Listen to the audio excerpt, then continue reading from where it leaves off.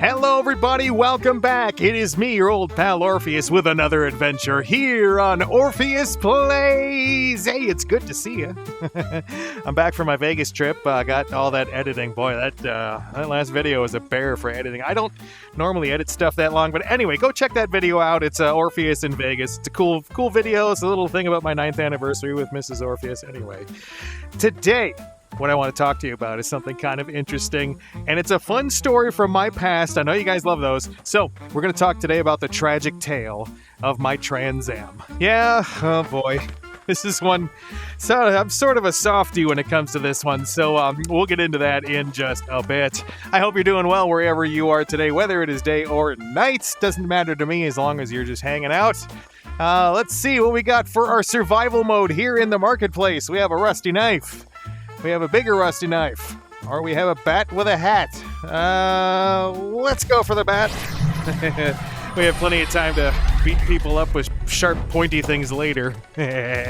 So here we go. Let's get things kicked off with our first traditional slow motion kill of the day. Hey, how you been? You been good? All right, good. Let's get this out of the way here. First ultra slow motion kill. I'm gonna just biff you, and then one upside the head that way. Hold on, let me see. Oh, darn it, I got caught. Anyway, so now that we got that out of the way, let's talk about today's topic. So, throughout my life, I've had lots of cars. Like, I don't know if you've had cars or if you're just driving your first car now, or you're hoping to get your first car soon.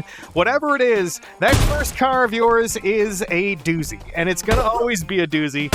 And that, don't worry, the Trans Am was not my first car, but I'm building up to it. Okay? Yeah. Almost went in the well, you sneaky bastard. Anyway, so my first car I remember was a 1985 GMC Jimmy. Now that was an ugly truck, but it got me where I needed to go, did what I needed to do.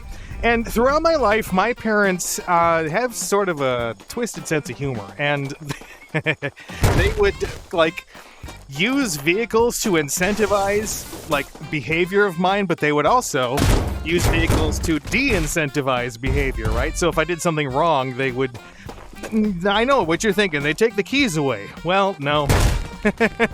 So if I was driving, let's say I was driving something like a Ford Tempo or something. Now, back then, don't give me any guff for that. It's a decent car. It's very economic. You get to where you need to go for lower money. Okay? No, but it's a decent car. You know, it's a 4-door, a nice little car, reasonable. But if I did something that really pissed off my parents, right? My dad went and bought a '83 Chevette. Or 1982 Chevette, one of those two. It's like this crappy box hatchback weird car, and it only had an AM radio in the thing, and you open up the hood for it, and there was just oil sprayed all over the place all the time, and had leaks. It ran like shit. It had so much stuff wrong with it. It was one of those cars you had to keep your foot on the gas when you're at lights. You know, it's one of those cars. Excuse me, lady. It's one of those cars I call a maintenance car because you always have to you're always having to do something to it, right? Anyway, so that was what happened if I did something wrong. My dad would here, you get to drive this piece of crap car for a month or two or whatever it was. And if I was out of college or something, that wouldn't be so bad. I mean, I still got something to do, so a way to drive around, which is important. Get to the job, go to the movies or something. I mean, a car is just a rolling seat when you go to the drive-ins, you know what I'm saying? So I'd drive that car for a couple months or something, and then that was it. They would go, okay, well, we can give you your car back, and then I'd get the car back that I was driving at the time and then go about my business. Well, sometimes it would be for a positive reason, right? So I had a prom coming up, and this was one of the years. I'm giving you an example of another how they would do this. Okay, so had prom coming up. There was a girl that I was in a bunch of musicals with. So when I was the head the lead male role. She was always the lead female role, across from me. And so this is a girl that my parents very much liked. She was in all sorts of choirs with me. We would travel to different parts of the states, different parts of the state once a month to go to rehearsals for college choirs and all sorts of stuff like that. So my mom liked her. My dad was, she was a cute, thin blonde, head of the cheerleading squad, all that crap. Anyway, you probably start to tell how I felt about her. She was, nice. She was nice, she was talented, she was a decent person, but she was just not my type at all. I wasn't into, like, the clean, good girls, and she was one of those ones that would, like, she'd sneak a cigarette occasionally and be like, I'm so bad. No, you're not bad, honey. You're just taking a cigarette from the bad boy. Right? Anyway. So she was like, of course she had her own boyfriend. She was going to go to someone with for prom. I had my own girlfriend, right? So I was going to take her to prom, but my parents had it set, especially my mother. My dad was a little bit more, he was obviously in on it, as you'll find out in a moment. So they just assumed out of nowhere that I was going to take this girl that they like. What happened to my sword? Where's my sword, you bastard? There it is. So, nice. So they just assumed that I was going to be taking this girl to prom, and that was that, right? Okay, well, I kept telling them. So they're like, does she have what color is her dress? Are you going to get the right color boutonniere and all that stuff? And I'm like, no, guys, I'm not taking her. I'm taking my girlfriend, who we'll call Misty. We'll call her Misty. I was like, no, I'm taking Misty. You know that. I've been dating her for like a year now at this point. And my mom would always say something similar, like, oh, it's not that serious. You're single. You're not married. You can do whatever you want. I'm like, okay, whatever, man. And I always left the conversation kind of, thinking that she had the basic skills to understand what I'm talking about here. And apparently not. So here's what happened. It was like 2 days before prom, and I get home from school, and there's this car in the driveway. And I'm like, what the hell is this, right? Well, my parents had bought me a Chrysler LeBaron convertible. Now stop laughing.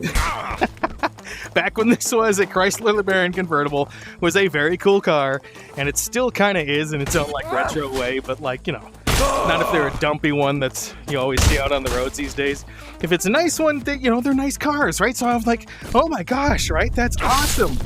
And my mom's like, yeah, your dad's gonna be home in a little bit, and he'll give you the keys, and it'll be awesome. And I'm like, sweet. My dad got home like an hour or so later, and they're like, yeah, we got you this car. And I said, cool. Like, can I go take it for a drive? They're like, no. The first time you're gonna drive it is when you take this girl, not Misty. You're gonna take this girl that we like so much. When you take her to prom, the first time you'll drive it is when you go pick her up, and you can take it to prom, and take it, all that stuff and everything. And I was like, guys, I told you about this already. So we had a little argument about that. They seemed to think I was gonna come to my senses. Well, I confirmed it with them. No, not taking her. Taking Misty. Okay, well, I got home from school the next day, and my dad was selling it to an older couple, handed them the keys right in front of me, and they drove off. They gave my dad a check, and there went that little dream. But that's the kind of stuff that I'm talking about. My parents would always use cars as like a bargaining tool, and you gotta understand, when I'm talking about all this, look, I never hide this, I grew up in a wealthy family, okay? Which I always kind of hated, because I was always of the opinion that having all these privileges that you get when you have more money, it always feels wrong to me, right? If you earn something like that, cool. But if you get it because you just happen to be networked with a bunch of people who can do that stuff, and you keep doing it over and over and over, and then you start, making yourself more important than other people, that was the definition of what my parents did, right? They started to get to the point where other people that didn't have that privilege were not worthy of our time. And especially with me, if I dated a girl, heaven forbid, who wasn't in the same social strata as our family, like Misty, that was the biggest problem they had with her. She was lower class than we were, which I don't know what class that was supposed to be. Middle class, I guess, a normal American household. Apparently that was not good enough for my parents, so they always discouraged me from going out with her. But, I always hated the idea of privilege just for the sake of privilege, right? And so I actually walked away from that entire lifestyle a while ago when I started getting serious with my now wife, Mrs. Orpheus.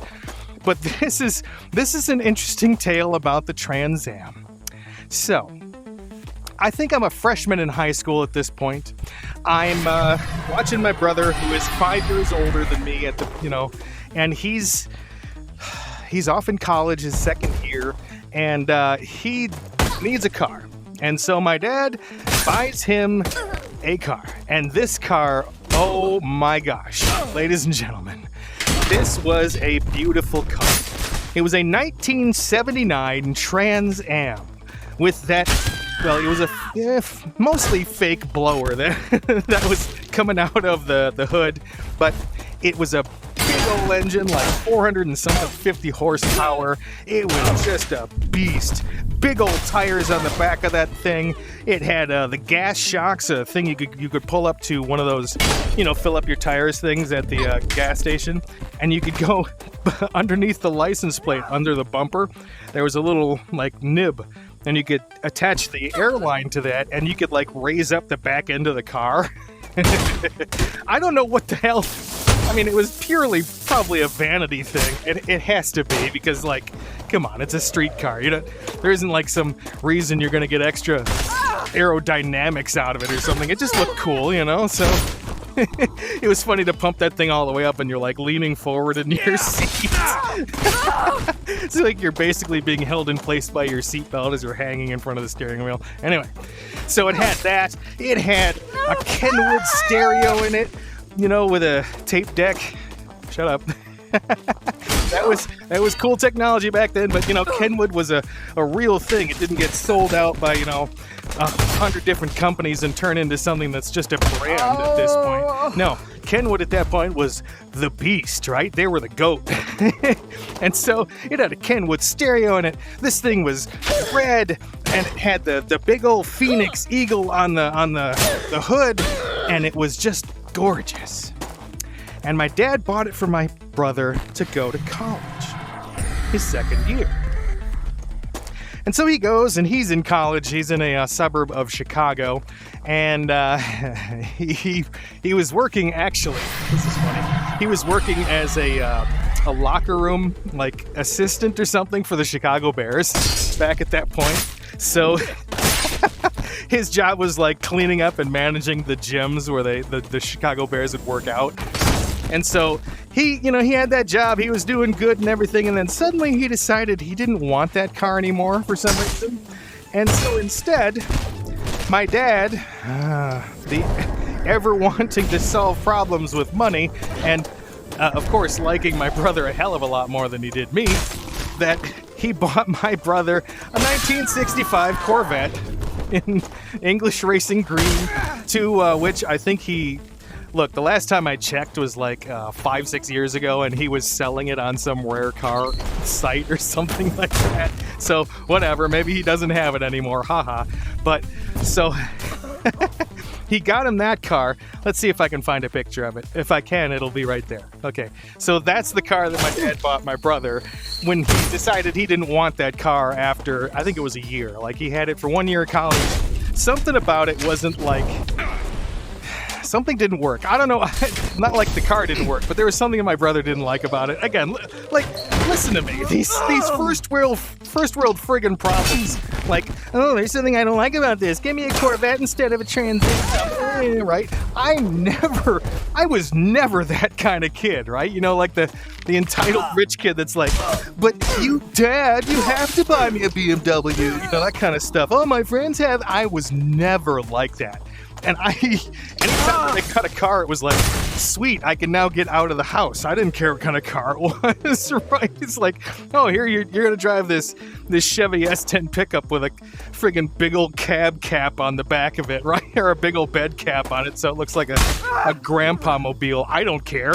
Sweet, let me drive it. You know, it just means like I don't have to walk, right? So for me, it was always, oh, good, I get to have an actual thing to drive.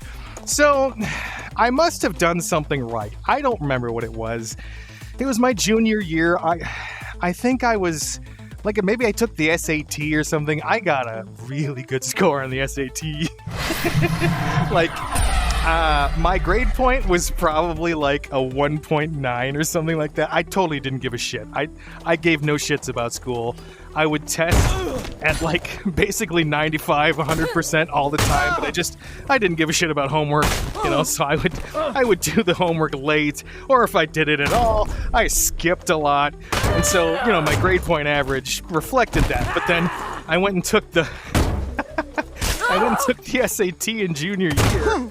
And it was like, suddenly every single college was like, yeah, you know that grade point average you got? Don't worry about that. We've looked at your test scores. Why don't you come to our college, right?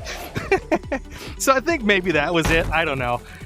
It must have been, or maybe it was, it had to be something like that. It had to be something major, and I think that's what it was. So anyway, let's just say that's what it was. So I did really well on the SAT. And this car was sitting at my father's factory. Just kind of sitting there collecting dust. It had a sheet over it and everything. And so he took me to his work one day, and he's like, you know, I want to do something special for you. And he took me in back where the thing was parked, and he hands me the keys. There you go. You burned it, or whatever, you know, whatever attempt at being fatherly this bastard was trying to do. I've covered it in a lot of videos how everything was for show in my family. So at the times that they would give me that shitty car to drive around, I wouldn't care, but it was like they were punishing themselves because we still lived in a nice town, right? So it was still like people had to see, you know, Orpheus driving around in this piece of shit car while my parents, you know, bringing in all the money they did. So for them, it was also a punishment, and so that's why they didn't last as long as they might normally for other people. So, wow. Oops. And so, like, my dad gives me this car, and he's like, you know, enjoy or whatever. So I get in there, and I left I think it was a Ford Tempo that I was driving at that point. Or maybe it was still my Jimmy. I don't remember. Whatever. I have brain damage. Give me a break. So I drove that thing home, and it was like the coolest car. Suddenly I get to school the next day, and I'm the coolest kid at school, right? Everyone's like, oh, wow, what is that car? Because, you know, it was a school for relatively wealthy, like, families. The area that it served was, you know, wealthy families. And so everyone's driving, like, you know, BMWs and Audis and shit like that. Just the dumbest cars that you can give someone who just got their driver's license. Like, oh, here's an $85,000 car, Junior. Try not to go crash it. My brother and I both had friends who, one of them, by the time he got to college, he had already wrecked 6 cars. 6 cars in, like, what? In 2 years or something like that. He got his license at 16, went to college at 18, wrecked 6 cars. And I just, you know, that's the kind of stuff. Why do you do that? And a couple of them were like really expensive cars, like Mustangs and stuff. So I think it was just the difference between all those shiny new expensive cars and like this 1979 Trans Am just rolling in there with that rumbling engine on it. Had not glass traps on it. It didn't have like specialized exhaust that made it sound louder. It was just, that engine was a beast, man. It just rumbled all on its own. Excuse me, lady. Thank you. So it was a badass car. Everyone was like, ooh, right? Well, at that point in high school, I was popular with some people, right? I was in a lot of musicals. If you've watched some of the videos on my channel, you probably have heard some of the stories about me going in musicals and everything. And you might have also caught why I was also somewhat unpopular. I was somewhat unpopular with a bunch of like the football players and stuff like that, because everyone thought, well, okay, everyone is like set into their mind that I had to be gay because I was always around all of their girlfriends. And so in order to make themselves feel, more manly, I guess, or preserve the manliness that they had, they decided that I was gay. But they also didn't like me at all. Like, no one on like all the sports teams liked me at all. The other people in the musicals, except two of them, hated me. And it was mostly, I hate to brag, but I was a talented MFer. I still am, haha. But when I was in school, the work that I did on stage was incredible, right? It was some stuff, and it showed. I put a lot into it, and so I had all the theater kids that were mad at me, right? Or at least a lot of them. The crew didn't like me for most of these productions because, okay, I'll be honest about this one. I was kind of a dick to the crew, but it was, it was a little bit of prima donna syndrome. Give me a break, whatever. Anyway, so there was a good group of people in that school that didn't really like me. And so when it came to, let me get this thing. This is a shooting dagger. Let's see how many times this works. So there was a good group of people, a sizable amount of people in that school that didn't like me. And so, you would see occasionally that, where'd it go? And so you'd see occasionally people, they would make fun of me, and in the hallways, I had one guy punch me as I came around the corner because he. I don't know what it's for. That's a story I'll tell at some point. I sat outside that kid's door for an hour and stared at him through the window. Anyway, so there was a sizable amount of people that didn't like me. And so I came out one day, and there were holes punched into the wheel well on one of on one of the tires. And I had an idea who did it. It was someone that I was dating her friend for a while, and then we had a bad breakup, and I think she did it. And I ended up getting into a little spat with her. Where she was slapping me and telling me to, defend myself, and I eventually pushed her up against the locker and told her to leave me alone. And it happened mysteriously within a month of that. So I'm thinking it was them, but my parents blamed me for it, right? So whatever. They were like, if one more thing like that happens, we're going to take it away. It's like, all right, cool, whatever. So nothing else happened when I was in high school. I went on to college and I drove another car.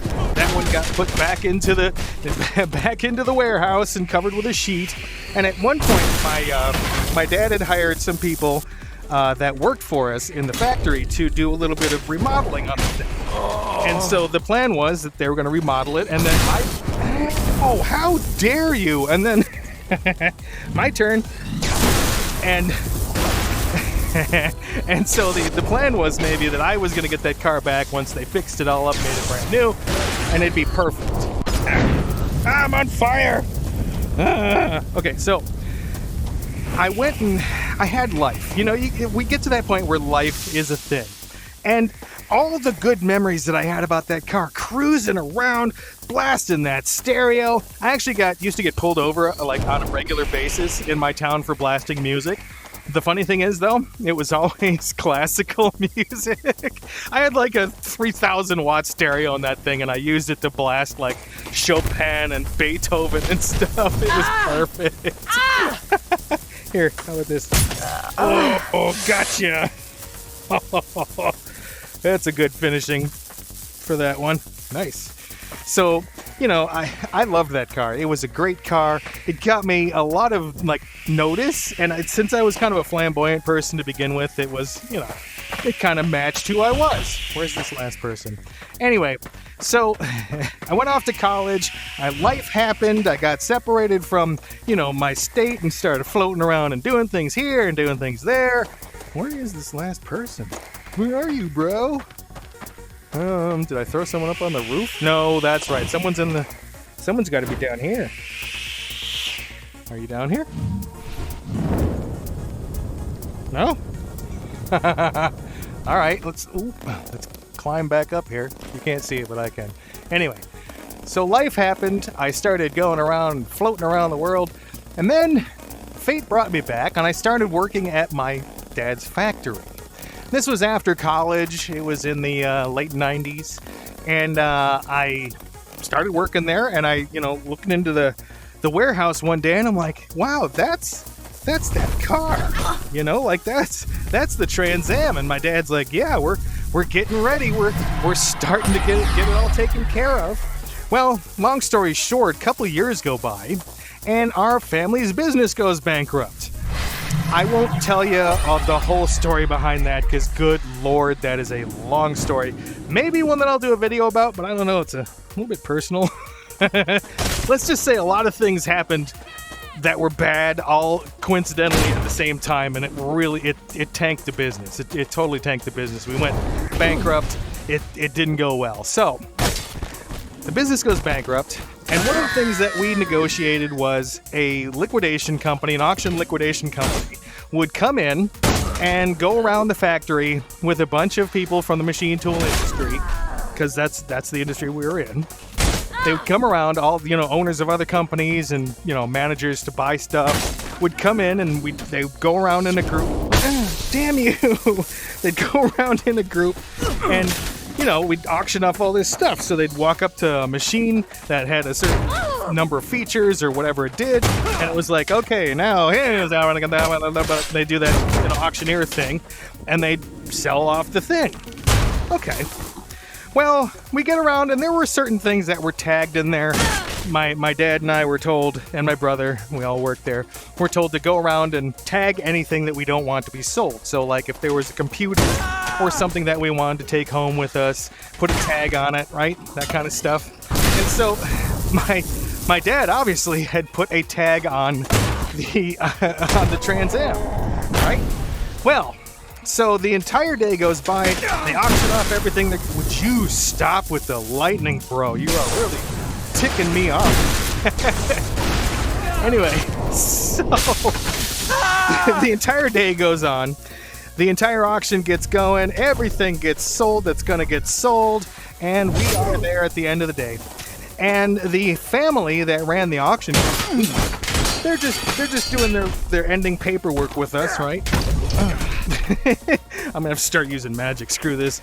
So they're doing all the paperwork, finishing everything up, and the son of the guy that did it was standing there, and he asked my dad. He's like, I noticed that Trans Am in there, and I was not on good terms. My dad was pretty pissed at me at this point. I have no idea why. He just was, right? So, for whatever reason, he was mad at me, and the guy said, what are you doing with that thing? My dad looked at me, he looked at this guy. Oh, come on. Toto, we're not in Kansas anymore. He looked at me, he looked at this guy, and he said, how about this? Give me $800 cash, and it's yours. I almost fainted. It was ridiculous. This thing was almost done. All it needed was a coat of paint. All the dents and all the scratches and all this stuff was done to it. The wheels were all taken care of. The drivetrain, the engine. It had taken them like 6 years to put this thing together, and I was waiting for this car so that I could drive it around in nearly perfect condition, and they sold it for $800 cash. I don't know how much that car was worth. It was basically back to restored mint condition, basically, except for the paint. And, I mean, 1979 Trans Am, with all those options and everything, $800 cash. I went home that night, and I was so pissed. I got so drunk. Anyway, That's a story for another time, but you'll have to tune in for that one. Anyway, I hope you enjoyed that story, the fateful story of my Trans Am, how I loved it, how I lost it, how I got it again, and then I lost it again. Anyway, we'll see you here on the next one on Orpheus Plays. Be good, do good, treat yourself well, because you know what? You absolutely deserve it, my friend, and we'll see you next time. Bye!